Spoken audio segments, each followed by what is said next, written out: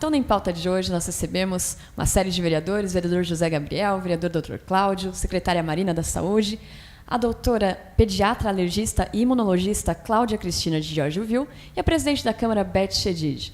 Na pauta de hoje, nós teremos um bate-papo sobre essas doenças de inverno, questão também da vacina da gripe aqui no município. Então, sejam todos muito bem-vindos. Doutora? Obrigada, eu que agradeço imensamente o convite, é um prazer. Então, chegamos nesse tempo do ano, começa a ficar seco, a gente começa a ter essa mudança do clima e as doenças aparecem. Quais são as principais doenças que surgem nesse período e as principais recomendações? As principais doenças, que a gente chama de doença de inverno, mas na verdade começam agora, né, no outono. A gente tem uma temporada que começa a ficar muito seca, né? Então a umidade do ar abaixa muito e você prolifera e você dissemina vírus e bactérias. Então, assim, as mais comuns é gripe, resfriado, né? São as doenças respiratórias que acometem principalmente as crianças e os idosos, né? Que são quem sofre mais com esse problema. Então, aí dentro da pediatria ainda tem a bronquiolite, que é uma doença que está muito, né? A gente tem internações, é uma doença mais grave. E dentro ainda da alergia você tem as questões alérgicas, né? Que também essa época do ano começam e disseminam bastante. Então, asma, rinite, sinusites, né? Então toda essa parte. Mas assim, acho que o que predomina mais são as doenças respiratórias mesmo. Uhum. E nós temos também, né, acabamos de ter o dia D de vacinação, a secretária Marina está aqui com a gente, questão da gripe, que é muito comum, e a gente tem essa vacina. Marina, eu gostaria que você explicasse um pouquinho como foi esse dia D e qual é a indicação da vacina, né? Quem pode tomar pela rede pública? Dia D aconteceu no sábado passado, nós conseguimos vacinar quase 4.000 pessoas dentro do grupo prioritário, dos vários grupos que nós temos, porque essa vacina ela veio esse ano para conter ou ajudar nas infecções de 3 tipos de vírus, e nós temos os grupos prioritários definidos pelo Ministério da Saúde, em consonância com a OMS, que são trabalhadores da saúde, idosos, professores, crianças de 6 meses a 5 anos, grávidas, puérperas, mulheres que ganharam o bebê até 45 dias, pessoal que trabalha no sistema prisional, os que estão privados de liberdade e aqueles que têm comorbidades, aí precisam de atestado para receber essa vacina. Hoje nós temos ela em todos os nossos postos de saúde, nos 29 postos, né? O dia todo. Essa campanha vai até o próximo dia 1º de junho e temos feito alguns postos volantes para facilitar que as pessoas que são parte desses grupos prioritários recebam a vacina e assim a gente tenha menos incidência de gripe, resfriado esse ano e aqueles que tiverem tenham um agravamento ainda menor, porque a vacina ela é eficiente e tem trazido muitos benefícios à nossa população, principalmente dos idosos. Doutor Cláudio, o senhor e o vereador José Gabriel fazem parte, né, da Comissão de Saúde aqui da Câmara. Acredito que também tem recebido bastante gente da população interessada em saber sobre a vacina da gripe, sobre essas questões. E o senhor também atende, né, na rede aqui do município, pode falar com mais propriedade. Exatamente. É uma pergunta frequente e é muito comum. Às vezes o paciente não tem patologia nenhuma, comorbidade, como ela disse, mas ele até para se sentir protegido, ele fala, doutor, faça uma receita, uma prescrição aí para me tomar uma vacina. E a gente não pode fazer isso, né? Você está burlando o sistema, né? Eu não sei se o restante da população tem um calendário próprio para vacinação também depois dessa fase. Não, né? Tá bom. Em relação às doenças de inverno, como a doutora falou, o frio ele costuma aproximar mais as pessoas fecham mais as residências, diminui a ventilação. Então, a preocupação maior é com esses aglomerados, né? Shopping, onde tem multidão, se transmite muito mais nas escolas, né? Escolas, creches, né? Então, por isso que acomete bastante as crianças, né? E quando a gente, por exemplo, nós que somos médicos, você vai ver, às vezes, o simples fato de você lavar as mãos, a higiene do nariz, porque você transmite esses vírus através de gotículas. Então, é como você vai tossir, põe a mão na boca, você vai espirrar. Então, só de lavar a mão, de hidratar a mucosa nasal, né, os olhos, você vai estar protegendo e evitando muito essas doenças, né?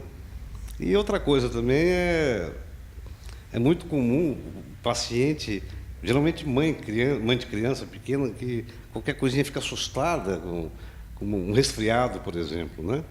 Então, acho que assim, perceber que essas doenças virais elas são limitadas, 7 dias, 10 dias. Se a criança estiver se alimentando bem, se hidratando, ela é autolimitada, ela vai passar. Não tem necessidade de alarde nenhum, de lotar pronto-socorro, porque, na verdade, você só está piorando ainda mais a situação, né?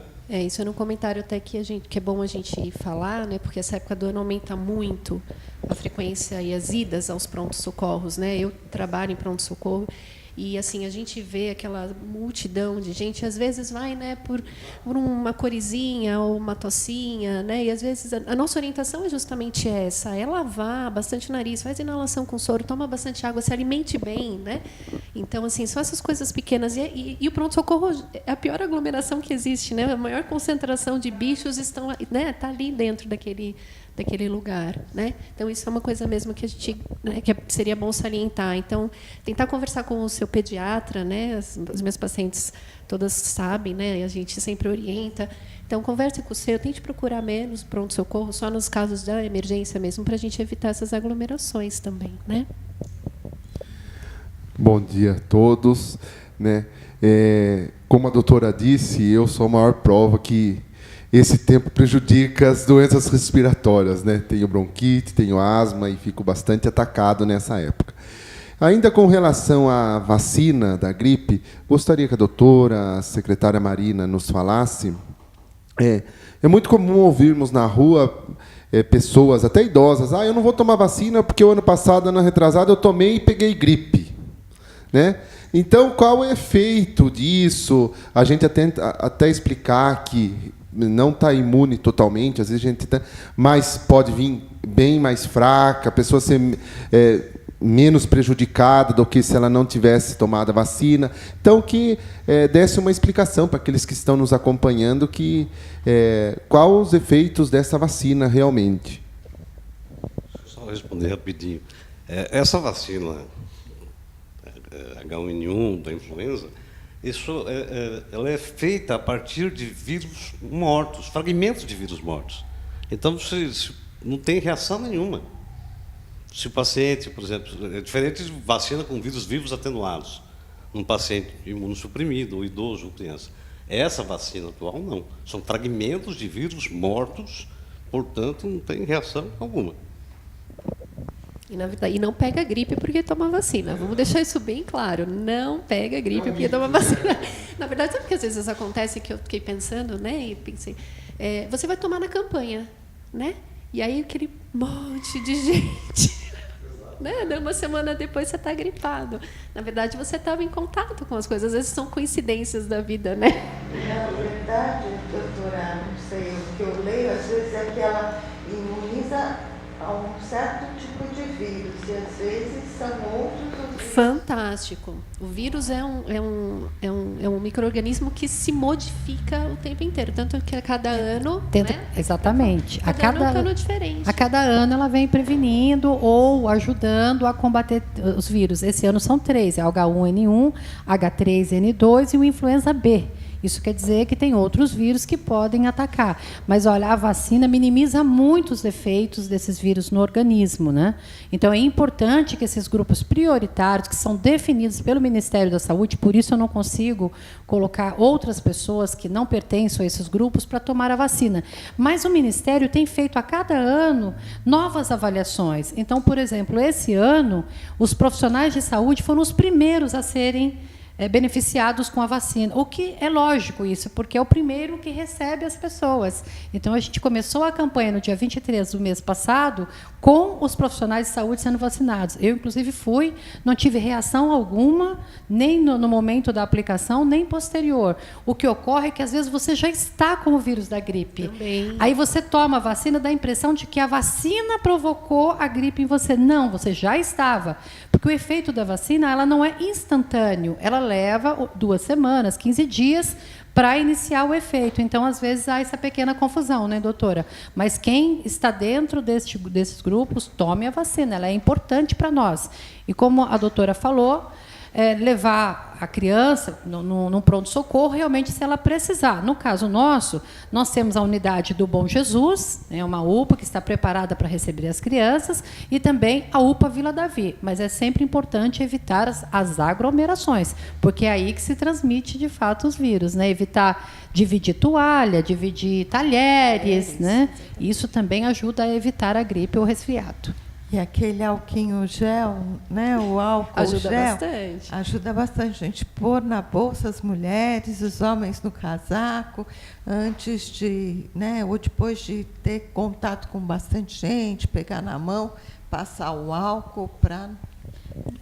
Lavar as mãos também, a gente tem que criar esse hábito, doutora? Sim. De lavar as mãos o tempo inteiro, como o doutor Cláudio falou. Você vai espirrar, coloca a mão na boca e depois você pega a mão de outra pessoa, a sua mão está contaminada e você vai transferir para essa pessoa. Então, fez isso, imediatamente lave as mãos.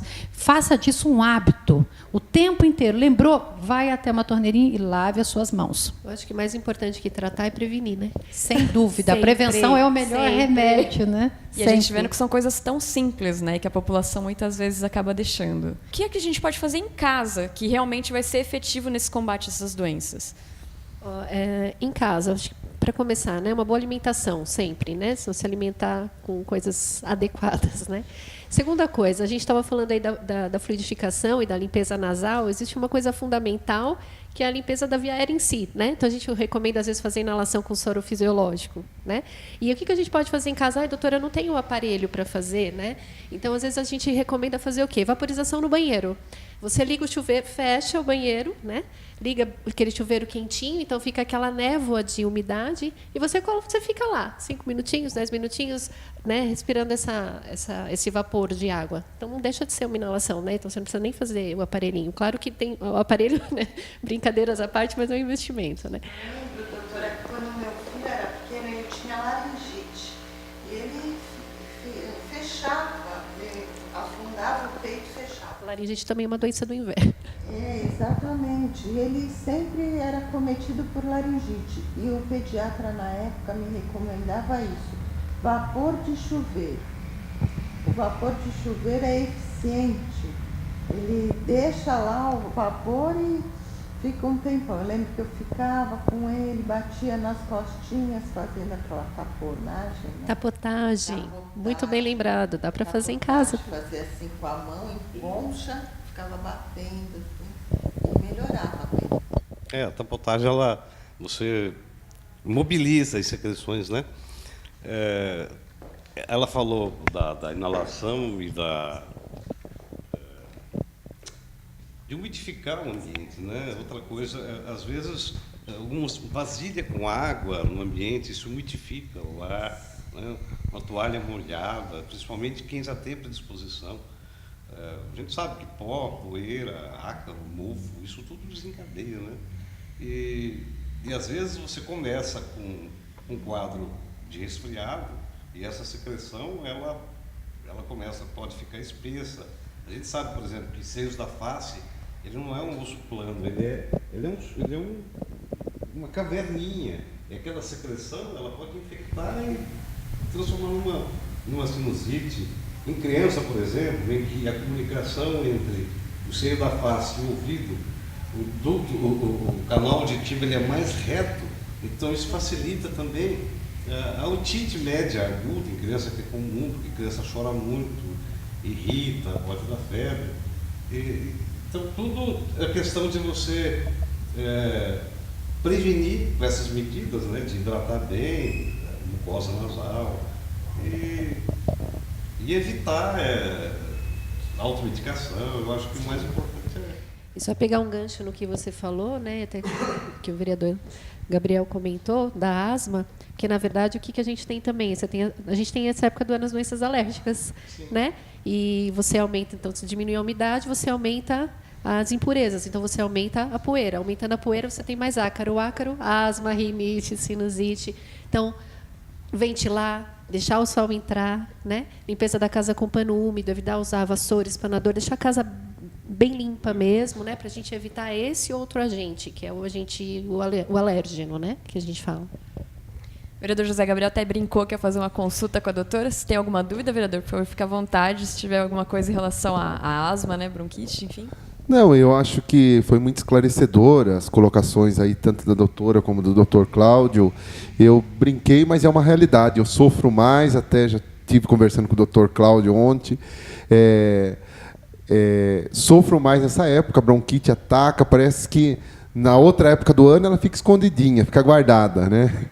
E a gente fica com uma canseira maior, a asma realmente, a gente fica difícil de conviver com ela nessa época do ano, mas é pelas questões que a doutora colocou aí, eu acho que eu procuro fazer essas recomendações, umidade no quarto, água, balde com água, a casa sempre limpa, mas o próprio tempo seco, né? A gente sofre bastante, mas minimiza com essas recomendações dadas aqui pelos doutores.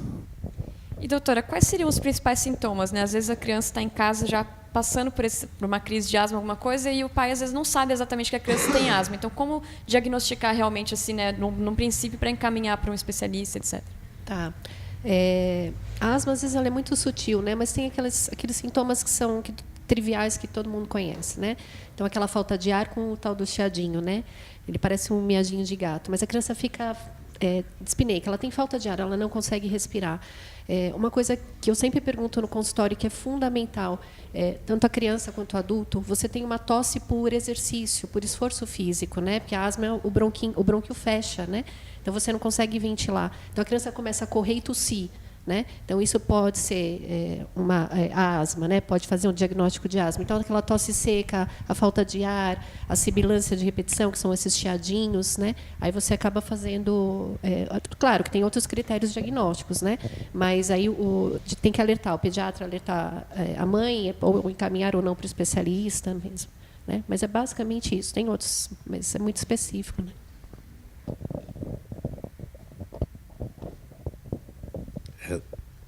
Só voltando aqui, a secretária tinha falado da vacina, lembrar que essa vacina, na verdade, ela previne aquelas formas graves da doença, né? Então, eu acho que a população tem que ser bem orientada nesse sentido. A gente, em pronto-socorro, é comum você pegar paciente com um quadro de insuficiência respiratória aguda mesmo já no pronto-socorro, porque há uma semana atrás ele estava com tosse, que foi protelando, tosse com secreção, às vezes secreção amarelada, espessa, e deixa que vai evoluindo. Então, se por um lado a gente não quer que o paciente que tenha só um resfriado vá no pronto-socorro por causa da aglomeração, por outro lado, a gente, principalmente o paciente idoso, a gente não quer que ele também fique achando que o que ele tem é só um resfriado. Então, nada melhor do que passar pelo médico e consultar. Às vezes, no raio-x, você... Só um exemplo. A semana passada, por exemplo, atendi um pai de uma amiga e ela mandou uma mensagem para mim: meu pai não está bom na Santa Casa. Meu plantão começava só à noite, eu cheguei às 7 horas da noite e fui ver o pai dela, que já estava internado, inclusive, mas não subiu por falta de leito. Quando eu vi esse paciente, ele estava com oxímetro de pulso, mesmo com oxigênio, ele estava saturando muito mal. Estava saturando 80, mesmo com 5 litros de oxigênio. Radiografei, a hora que eu vi o raio-x, eu levei um susto. Já subi, pedi uma vaga na UTI, e o paciente precisou ser entubado. Ele está na UTI, no respirador, e, a princípio, era um resfriado de 5 dias atrás, que ele começou com tosse, que foi evoluindo, né? Então, é importante... o bom senso. E acompanhar. Exatamente. A criança está com coriza, aquela coriza que é clarinha, coriza hialina que a gente fala, tranquilo. Essa coriza já começou a ficar amarelada, esverdeada, espessa. Densa. Exatamente. Aí eu acho que é questão do bom senso mesmo e de você estar de olho no paciente. Doutor, acho que também acontece muitas vezes a pessoa tem uma tosse contínua, mas aí não tem secreção, não tem nada, então pensa, não é nada, é só uma tossinha, né? E quando vai ver, pode ser até uma pneumonia, uma coisa mais grave. Exatamente. É interessante que o paciente muito idoso, às vezes, até pelo sistema de defesa dele não responder tão bem das agressões a micro-organismos, às vezes o paciente ele tem um quadro infeccioso que não cursa com febre, por exemplo. Ele tem uma tosse seca, a musculatura, às vezes, não é a de um jovem, ele não consegue eliminar essa secreção. Então, criança e idoso, a gente tem que ter um cuidado especial. Tanto é que eles fazem parte dessa população prioritária que a gente diz. Então, abro também para as considerações, não sei, vereadora Beth, vereador José Gabriel, se gostariam de mais alguma colocação, alguma dúvida, tirar com a doutora também, secretária Marina, alguma coisa da saúde do município. Não, eu só quero agradecer. É importante a gente ter essa interação, comunidade, Câmara Municipal, segmento secretária, Poder Executivo também, que efetivamente é quem comanda, né, as ações de saúde, prevenção e também tratamento das doenças no nosso município. E dizer que é uma alegria muito grande, doutora, tê lá aqui conosco. Volte sempre, esclarecendo as dúvidas da população, doutor Cláudio e o vereador José Gabriel também, que estão na Comissão de Saúde, é uma comissão atuante aqui dessa casa, vai aos postos de saúde. Temos lá a nossa secretária agora, Marina, cuidando da pasta também com muito esmero. E nós precisamos cada vez mais atender a população, principalmente a população carente do nosso município. Então, em nome da Câmara Municipal, queria agradecer a sua presença aqui na nossa casa. Muito obrigada, eu que agradeço o convite. Assim como a nossa presidente já falou, nós também quero agradecer a participação da senhora aí nesse bate-papo que tivemos aqui. Acho que foi muito esclarecedor. E na linha da secretária Marina também, qual agradecemos, fazer mais um apelo à população que não se vacinou com a vacina da gripe, como a Marina já disse, está à disposição até dia 1º de junho, né, Marina? Nos pós, procure. Não tenha medo, como disse o Dr. Cláudio aqui, nosso companheiro, não é a vacina que vai deixar você gripado, com resfriado, pelo contrário, né? Então, é esse o apelo que a gente faz aí e agradecemos aí poder tirar essas dúvidas e levar essas informações à população nesse tempo tão propício aí de seca, de iniciando quase o inverno aí. Muito obrigado.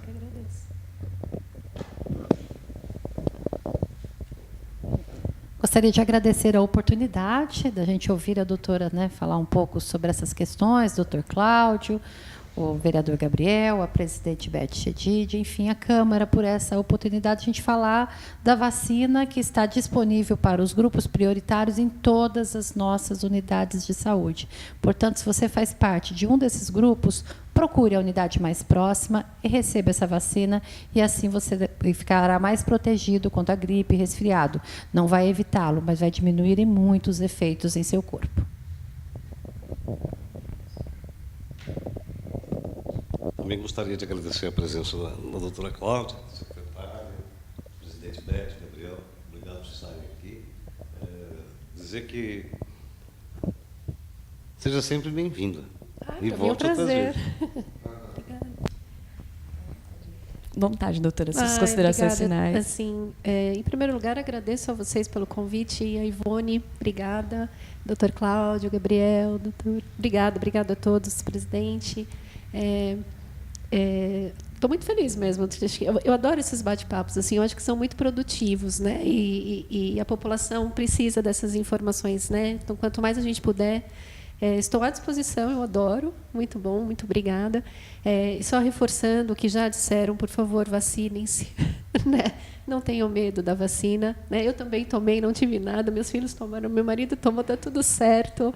Meus pacientes, então, assim, por favor, ajudem a gente. Se previnam, lavem as mãos, se alimentem bem, evitem aglomerações, tudo aquilo que a gente falou. E a gente está à disposição, estou à disposição para o que vocês precisarem. Obrigado, viu, a todos. Muito obrigada, doutora. Muito obrigada a presença de todos os nossos convidados desse dia. Então, em pauta de hoje, deixa todas essas informações para você que está em casa, que você fique atento, possa, então, passar por esse período do inverno com uma saúde boa, que possa garantir realmente esses cuidados. Nós gostaríamos de deixar um convite também. A Câmara Municipal da Estância de Bragança Paulista realiza na próxima quarta-feira a primeira audiência pública da LDO, a Lei de Diretrizes Orçamentárias 2019. Contamos com a presença de todos. Até o próximo Em Pauta.